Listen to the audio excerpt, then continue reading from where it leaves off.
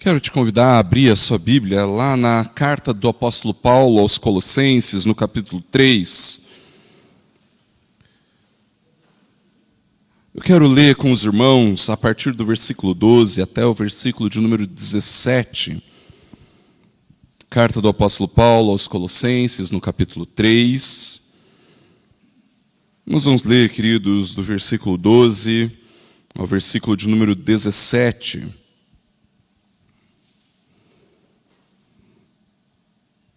Carta que o apóstolo Paulo escreveu aos Colossenses, no capítulo 3.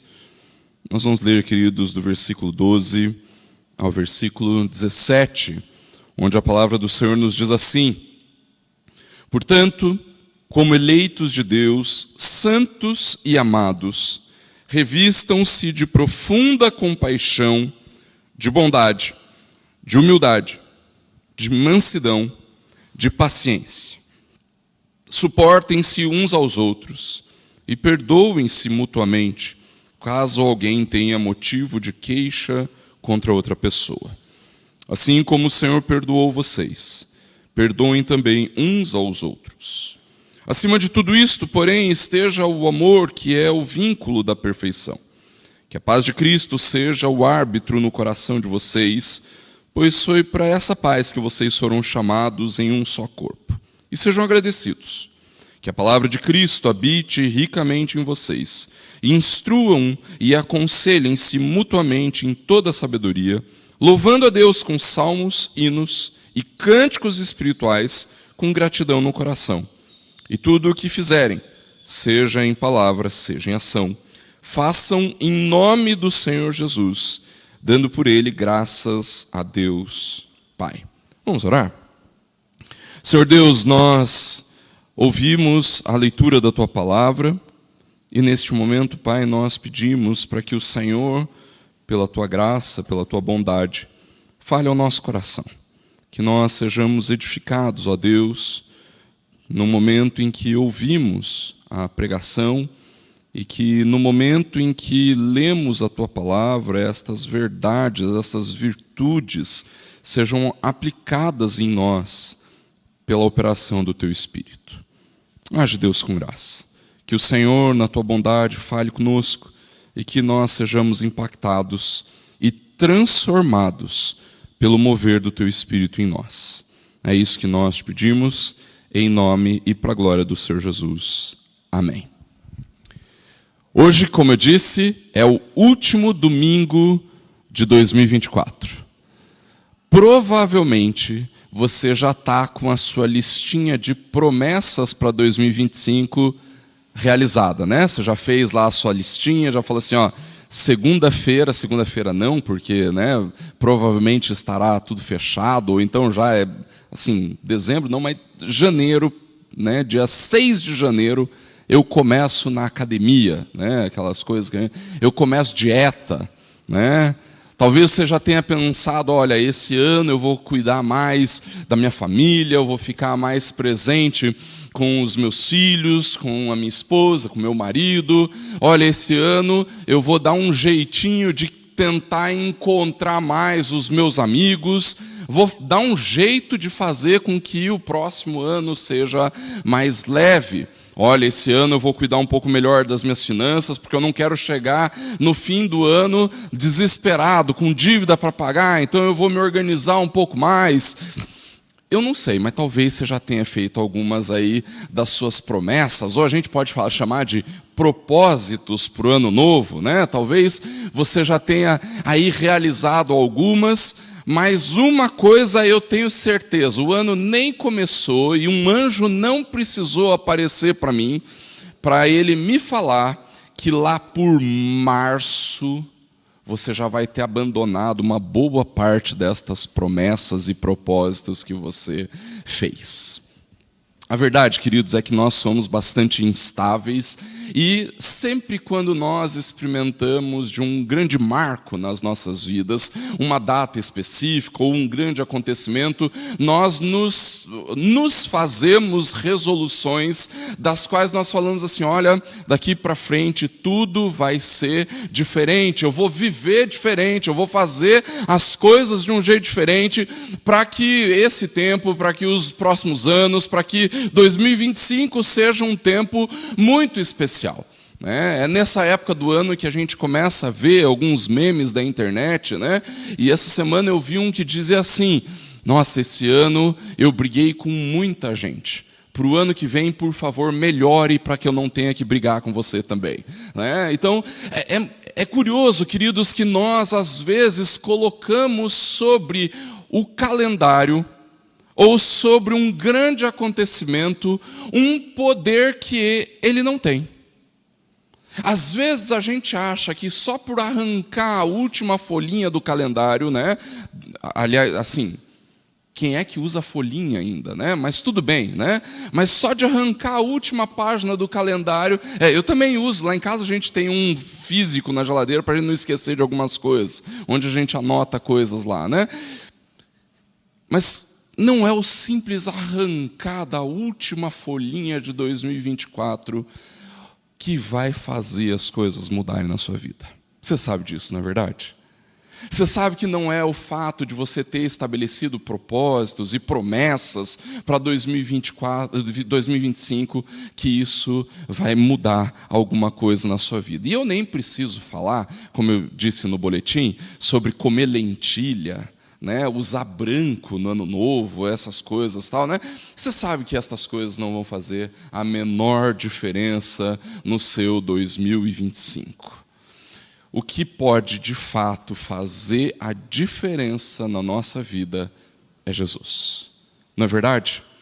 Quando nós estabelecemos alguns propósitos para as nossas vidas, queridos, nós normalmente estabelecemos estes propósitos tão somente para pensarmos no nosso bem-estar, para vivermos melhor, para vivermos mais com outras pessoas que nós amamos, e nem sempre nós consideramos que é em Cristo que de fato nós provamos de novidade de vida. E isso não significa que a gente tenha que esperar um novo dia. A gente pode tomar propósitos de mudança agora. Jesus não está aí com você nesse exato momento, falando ao seu coração, ministrando na sua vida, marcando presença em você? Se sim, então nós não precisamos esperar o ano novo, nós não precisamos esperar o amanhã, nós não precisamos esperar nem o fim do culto. Nós podemos começar, por causa da ação de Cristo e do Evangelho, a tomarmos providência de mudança agora mesmo, nesse momento, enquanto nós estamos aqui. Isso porque, queridos, nós cremos que o que realmente faz diferença na nossa vida é o Evangelho, é o poder do Evangelho operando em nós, que sim, nos faz andar em novidade de vida. Mas perceba, o Evangelho também opera coisas gloriosas em nós para nos fazer desvincular da nossa idolatria a respeito das coisas terrenas. E por que eu digo isso? Porque o apóstolo Paulo começa o capítulo 3 de Colossenses nos trazendo uma realidade, ou um exercício, ou uma disciplina que é quase impossível. Ele diz, pensem nas coisas lá do alto, onde Cristo vive. Você já parou para perceber, para pensar, que fazer isso que o apóstolo Paulo ordena no início do capítulo 3 é extremamente difícil? A gente está o tempo todo pensando e planejando e projetando e olhando para o futuro das coisas terrenas. E não que isso seja totalmente errado, eu não quero que você se despreocupe com a sua vida terrena, não é isso que o apóstolo Paulo está dizendo. No entanto, queridos, o tempo todo nós deixamos a nossa mente se ocupar apenas das coisas terrenas, esquecendo das coisas celestiais, esquecendo das coisas espirituais. E quando nós lemos o capítulo 3, então, de Colossenses, nós vamos perceber que o apóstolo Paulo ele nos dá, nesse texto que nós lemos, do 12 ao 17, algumas palavras, algumas orientações, algumas virtudes que nós que pensamos nas coisas do alto precisaríamos viver.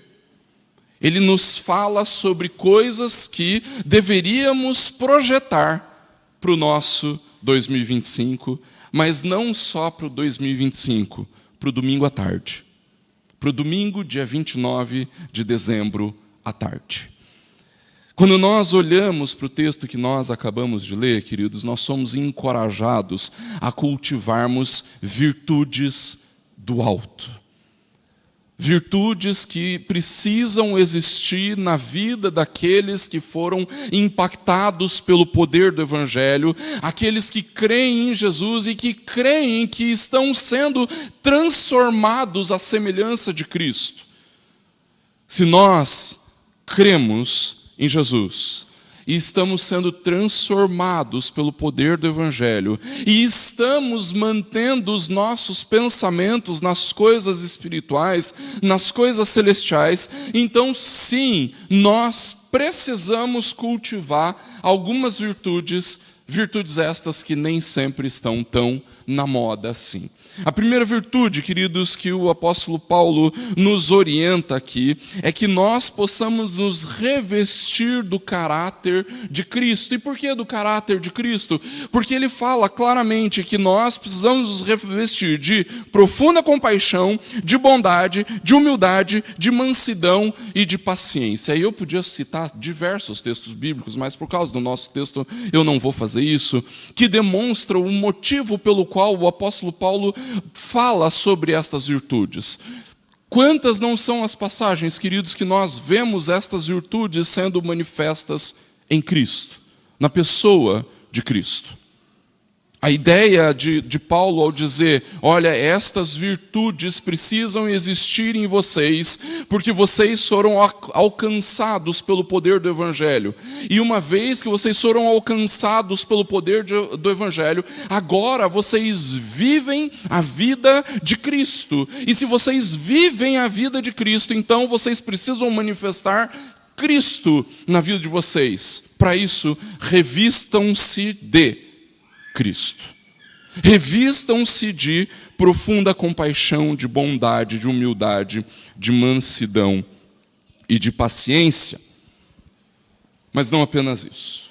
O apóstolo Paulo também vai nos dizer, queridos, que nós precisamos aprender a expressar esse revestimento de Cristo nas nossas vidas, no nosso relacionamento uns com os outros. O versículo 13 nos diz claramente, suportem-se uns aos outros mutuamente, caso alguém tenha motivo de queixa contra outra pessoa, assim como o Senhor perdoou, vocês perdoem também uns aos outros.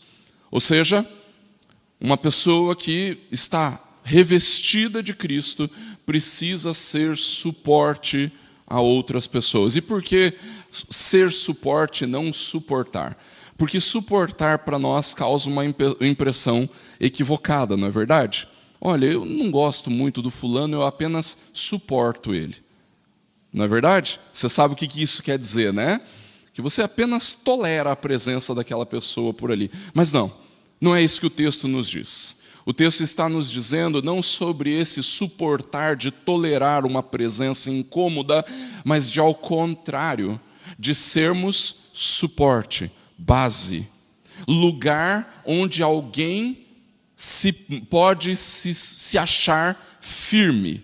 Um lugar onde você pode sim servir e abençoar esta pessoa.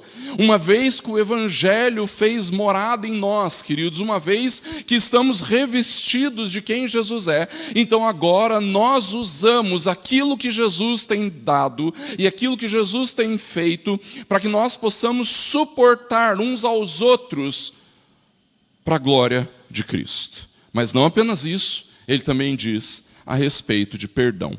Com certeza, você está terminando 2024 com algumas pessoas em mente aí, e que você fala assim, puxa, eu preciso perdoar. Ou é bastante provável que você esteja pensando: eu não consigo perdoar esta pessoa. Essa pessoa me feriu profundamente, ela me magoou demais, durante este ano ela pisou em mim, ela me fez... A palavra do Senhor nos diz claramente, queridos, que nós precisamos perdoar, assim como o Senhor nos perdoou. A fala que nós mais ouvimos é: bom, o Senhor é o Senhor, Ele consegue perdoar perfeitamente. Eu não consigo. E às vezes nós nos escoramos nisso, na nossa imperfeição, para não executarmos uma ordem do Senhor. Perdoem. Perdoem como o Senhor perdoou vocês. E se nós temos na pessoa de Cristo o nosso exemplo de perdoador, então nós não podemos pensar no perdão como algo dispensável, ou como algo que nós somos completamente incapazes de realizar. Mas, ao contrário, nós precisamos perdoar. No versículo 15, o apóstolo Paulo nos dá outra orientação para vivermos 2025 e o domingo à tarde. Ele fala: que a paz de Cristo seja o árbitro no coração de vocês, pois foi para essa paz que vocês foram chamados em um só corpo. Sejam agradecidos. Quando nós olhamos para esse texto, queridos, nós nos lembramos do fato de que nós estávamos em inimizade contra Deus. E quando o apóstolo Paulo fala sobre a paz de Cristo, ele não está falando sobre um sentimento zen, aquele negócio de abraçar a árvore, sabe como? Não é sobre esse tipo de paz fake, esse tipo de paz falsa que o apóstolo Paulo está falando. Ele está falando sobre uma paz no nosso relacionamento com Deus. E que essa paz no nosso relacionamento com Deus, que Jesus estabeleceu pelo seu sangue, não pelos nossos méritos, uma paz que Jesus estabeleceu. Então nós precisamos nos lembrar que vivemos uma paz com Deus que é inabalável. E por que o apóstolo Paulo fala que é esta paz que deve nos conduzir como árbitro? Porque, queridos, ninguém que está em guerra contra Deus, ninguém que está em inimizade contra Deus, consegue tomar qualquer decisão que seja. Qualquer decisão que seja. Você não consegue tomar uma decisão profissional adequada se você estiver em guerra contra Deus.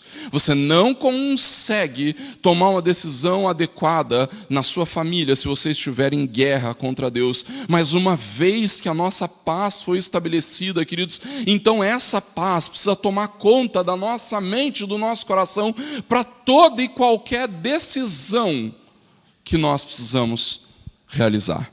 Se a paz de Cristo é o árbitro no nosso coração, então, queridos, quando nós precisamos decidir alguma coisa, então nós decidimos esta coisa a respeito de quem nós somos em Deus e de como nós estamos com Deus. Mas não só isso, queridos, o apóstolo Paulo também diz que a palavra de Cristo, no versículo 16, precisa habitar ricamente no nosso coração. Quando nós percebemos aquilo que Paulo nos diz, queridos, nós estamos sendo conduzidos para nos assemelharmos com Cristo.